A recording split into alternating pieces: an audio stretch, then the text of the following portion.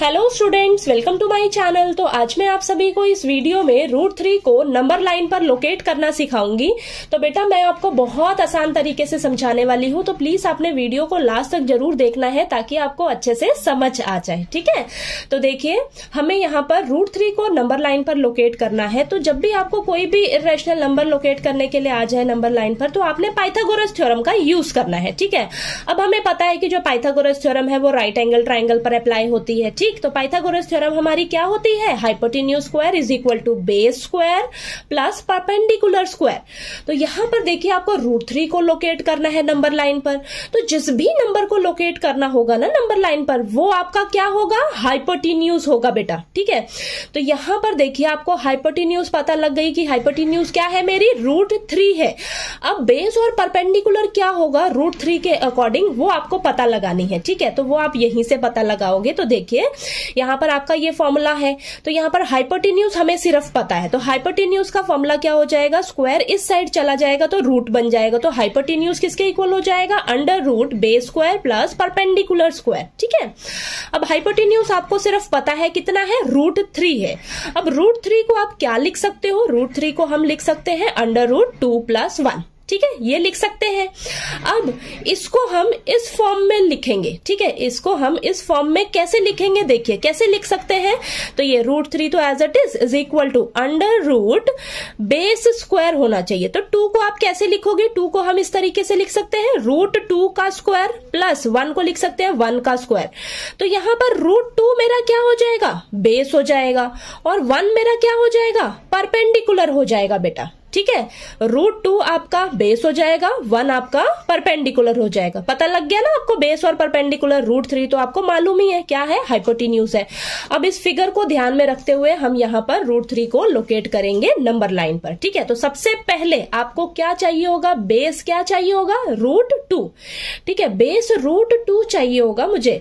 अब बेस √2 चाहिए होगा तो आपको इसके लिए √2 को सबसे पहले लोकेट करने आना चाहिए। ठीक है, आपको पता रहना चाहिए कि √2 में नंबर लाइन पर हम कैसे लोकेट करते हैं। ठीक है, तो देखिए √2 के लिए हमें क्या करना होता है? बेस हमें 1 चाहिए होता है, परपेंडिकुलर 1 चाहिए होता है। ठीक है, तो यहां पर बेस हम 1 लेंगे, परपेंडिकुलर 1 लेंगे तो हमें √2 मिल जाएगा। ठीक है, √2 मिल जाएगा तो उसके बाद हम √3 के लिए ड्रॉ करेंगे। ठीक है, तो सबसे पहले आपको क्या करना होगा? √2 जो है वो ड्रॉ करना होगा।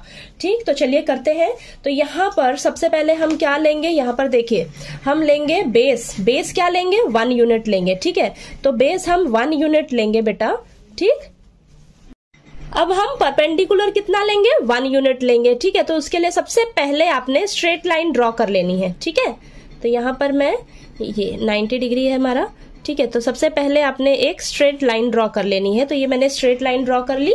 ठीक है, अब हम क्या करेंगे? 1 यूनिट का कट लगाएंगे। ठीक है, तो यहाँ पर ये मैं 1 यूनिट मेजर कर लेती हूँ। ये मेरा 1 यूनिट हो गया इतना।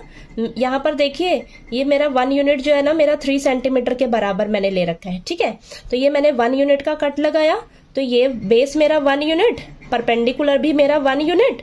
तो यहां से यहां तक जब आप ज्वाइन करोगे इसे, जब आप इसे ज्वाइन करोगे ना बेटा, तो ये आपको √2 मिलने वाला है। ठीक है, तो ये आपका कितना होगा? ये √2 यूनिट होगा। ठीक है, यहां से लेकर यहां तक ये आपका √2 यूनिट होगा। ठीक, अब आपने देखिए आपको क्या चाहिए? बेस √2 चाहिए और परपेंडिकुलर 1 चाहिए। ठीक है, 1 यूनिट। तो यहां पर देखिए अब आप इससे क्या लोगे? ये आपका √2 बेस बन जाएगा। √2 बेस बन जाएगा तो यहां से आप 1 परपेंडिकुलर लोगे, 1 यूनिट। ठीक है, तो यहां से हम ड्रॉ करते हैं। देखिए देखिए ये मेरा √2 बेस हो गया। अब इसको आप बेस लीजिए, √2 को बेस लीजिए।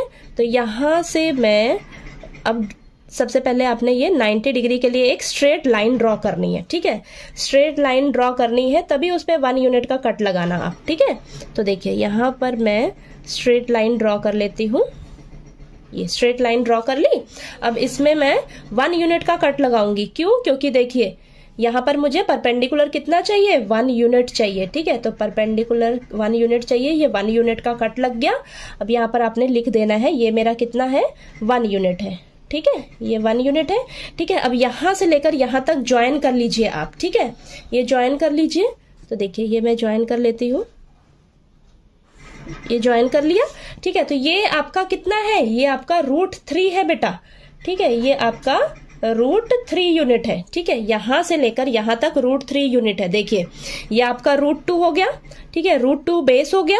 ठीक, ये √2 बेस हो गया, 1 यूनिट परपेंडिकुलर हो गया। ये फिगर ध्यान में रखो, देखो √2 बेस हो गया, 1 यूनिट परपेंडिकुलर हो गया। ये आपकी हाइपोटेन्यूज कितनी मिलेगी आपको? √3 मिलेगी। ठीक है, अब हम क्या करेंगे, इसको हम यहां पर नंबर लाइन पर कट लगाएंगे। तो इसको आप मैयर कर लीजिए। ठीक है, तो इसको आप ये मैयर करिए, इतना मैयर करिए। ठीक है, ये आपका √3 यूनिट है।